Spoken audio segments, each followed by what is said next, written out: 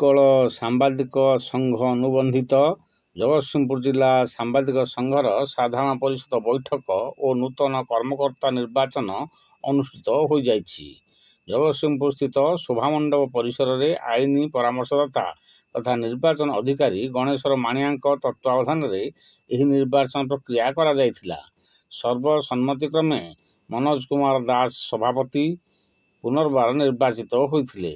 ଉପସଭାପତି ଭାବେ ସୁଜନ କୁମାର ମୁଦୁଲି, ଶ୍ରୀବତ୍ସ ଲାଞ୍ଛନ ପାଢ଼ୀ, କାର୍ତ୍ତିକ ଚନ୍ଦ୍ର ବେହେରା, ସାଧାରଣ ସମ୍ପାଦକ ଭାବେ ମାନସ କୁମାର କାନୁନଗୋ, ସହ ସମ୍ପାଦକ ଭାବେ ଦେବଜ୍ୟୋତି ମହାନ୍ତି, ସୁରେଶ ନାୟକ ଓ ସିଦ୍ଧେଶ୍ୱର ସ୍ୱାଇଁ ଓ କୋଷାଧ୍ୟକ୍ଷ ଭାବେ ତାପସ କୁମାର ସ୍ୱାଇଁ, ସଂଗଠନ ସମ୍ପାଦକ ଭାବେ ଅମରଜ୍ୟୋତି ସାହୁ ପ୍ରମୁଖ ନିର୍ବାଚିତ ହୋଇଥିଲେ। Bureau report, news plus Odia.